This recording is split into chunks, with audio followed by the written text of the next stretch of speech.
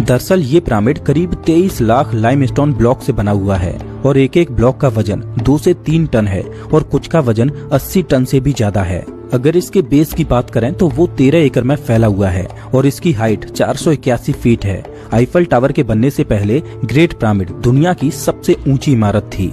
इस great pyramid के पास में 2 और पिरामिड्स हैं जो इससे छोटे हैं। इन तीनों पिरामिड्स की ईस्टर्न और वेस्टर्न वॉल्स सीधी नॉर्थ पोल की ओर जाती हैं। यहाँ पर ध्यान देने वाली बात यह है कि उनके पास कोई कंपास नहीं था जिससे वो नॉर्थ पोल का एक्यूरेट तरीके से पता लगा सकें। लेकिन फिर भी पिरामिड की एक्यूरेसी ये साबित करती है कि उनको पृथ्वी के नॉर्थ पोल की सटीक जानकारी थी। इस पिरामिड की जियोमेट्री जितनी रहस्यमयी है उससे ज्यादा रहस्य तो इस पिरामिड के अंदर छुपा है। इस पिरामिड के अंदर अभी तक 2 हिडन चैम्बर्स को खोजा जा चुका है, जिनमें एक है किंग्स चैम्बर और दूसरा है क्वींस चैम्बर। जब खोजकर्ता पहली बार किंग्स चैम्बर में घुसे तो उन्हें वहाँ ग्रेनाइट से बना हुआ एक ताबूत मिला। खोजकर्ता इस चैम्बर में ताबूत को देखकर बड़े हैरान हुए, क्योंकि इस चैम्बर में घुसने का ये एक छोटा सा रास्ता है, लेकिन इस ताबूत का साइज इतना बड़ा है कि उसे इस छोटे से दरवाजे से अंदर लाया ही नहीं जा सकता। तो भला ये ताबूत इसके अंदर कैसे आया? काफी खोजबीन के बाद पता चला कि जब किंग्स चैम्बर को बनाया गया होगा उससे पहले ही इसमें इस ग्रेनाइट के 1 पीस ताबूत को रख दिया गया होगा। उसके बाद इस चैम्बर को सील कर दिया गया होगा। लेकिन क्या वास्तव में ये एक ताबूत है या कुछ और? क्योंकि मरने से पहले कोई व्यक्ति भला ताबूत क्यों बनवाएगा? और सबसे विचित्र बात तो ये है कि इस पिरामिड में कई सारे छोटे छोटे टनल्स बने हुए हैं जो इस पिरामिड के नीचे तक गहराई में जाते हैं।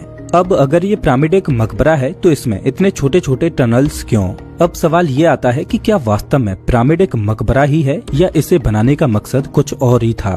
वैज्ञानिकों का मानना है कि कभी ग्रेट पिरामिड को पॉलिश्ड व्हाइट लाइमस्टोन से कवर किया था तो उसका मकसद पिरामिड को सुंदर दिखाना नहीं बल्कि पिरामिड के ऊपर गिरने वाली सनलाइट को एक मिरर की तरह रिफ्लेक्ट करना था, जिससे पिरामिड के अंदर सूर्य की रोशनी प्रवेश न कर सके। दरअसल पिरामिड को अंदर से डोलोमाइट और ग्रेनाइट से बनाया गया है, जो कि काफी अजीब बात है। अब ये अजीब बात इसलिए है क्योंकि ग्रेनाइट पृथ्वी के सबसे कठोर पत्थरों की श्रेणी में आता है और ग्रेनाइट की प्रोसेसिंग में लाइमस्टोन की अपेक्षा 10 गुना ज्यादा समय लगता है। और सबसे बड़ी बात ये कि इस ग्रेनाइट को पिरामिड की कंस्ट्रक्शन साइट से करीब 800 किलोमीटर दूर से लाया गया था।